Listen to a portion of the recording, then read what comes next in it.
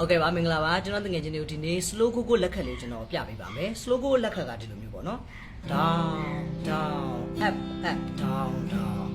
down down up up down down ပေါ့နော် down down up up down down ဒီလက်ခတ်ပေါ့ဥမာကျွန်တော်4 beat ပေါ့နော် beat ကကျွန်တော်4 beat ဆိုရင် down down up up down down အဲ့ဒီ3 4ဆိုတဲ့နေရာမှာကျွန်တော်တို့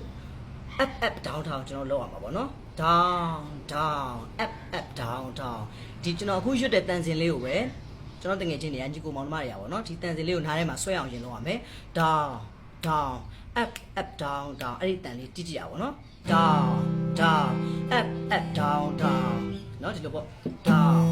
down up up down down လက်ကောက်ဝယ်ကျွန်တော်ဖြော့ထားပါเนาะဖြော့ထားလက်ကောက်ကိုဒီလိုတောင်းတောင်း down down up up အဲ့လိုမျိုးကြီးဆိုရင်ကျွန်တော်အဆင်မပြေဘူးလေเนาะအဲ့တော့လက်ကောက်ဝယ်ကိုကျွန်တော်ဖြော့ထားမယ်ကျွန်တော်ဂီတာမတီးခင်လက်ကလေးတွေထုံမိုးလေးရှင်လုပ်ကြည့်ပေါ့เนาะလက်လေးတွေနည်းနည်းရှော့လိုက်ပေါ့ပြီးဆုံးမှာကျွန်တော်ကြည့်ကြည့်မယ် down down up up down down အောက်ချမယ် down ဖြည်းဖြည်းချင်းလုပ်မယ် down ပြီးရင် up up down down ဒီလိုမျိုးပေါ့လက်ကိုကျွန်တော်ဒီလိုမျိုးလုပ်ကြည့်เนาะ down down up up down down ဒီစစ်ကလေးပေါ့เนาะကျွန်တော်စစ်ကလေးနဲ့ကြည့်ကြည့်မယ်เนาะ down down up up down down ကျွန်တော်ပြောပြောင်းလေးထားမယ်လက်ကျိုးဒွေးတောင်းတောင်းထား down down up up down down အဲ့လိုကြီးဆိုကျွန်တော်လက်နာတယ်လေတီးရတဲ့ခါမှာပေါ့เนาะအဲ့လိုမဖြစ်ဘူးအဲကျွန်တော်လက်ကိုပေါ့ပါထားမယ်ပြော့ပြောင်းလေးထားမယ်အဲ့ဒါကျွန်တော်တို့ဂီတာတီးတဲ့ခါမှာအဲ့လိုမျိုး relax လုပ်ဖို့လိုတယ်ပေါ့เนาะကိုလက်လေးတတောင့်တတဖြစ်အောင်ကျွန်တော်လုပ်ပြီးတော့မှတီးကြည့်မယ်เนาะလက်ခက်က down down up up down down အဲ့တော့ကျွန်တော်အခု count တက်ကြည့်တဲ့ခါမှာနားထောင်ကြည့်မယ်1 2 3 4အဲ့တော့ကျွန်တော်1မှာ down down အဲ့တော့ကျွန်တော်တို့1 2ဆိုတဲ့လက်ခတ်မှာ down down ဒီမှာ up up up up အဲ့တော့ကျွန်တော်တို့2ရဲ့ off ပေါ့နော် down down up up ဒီမှာ up up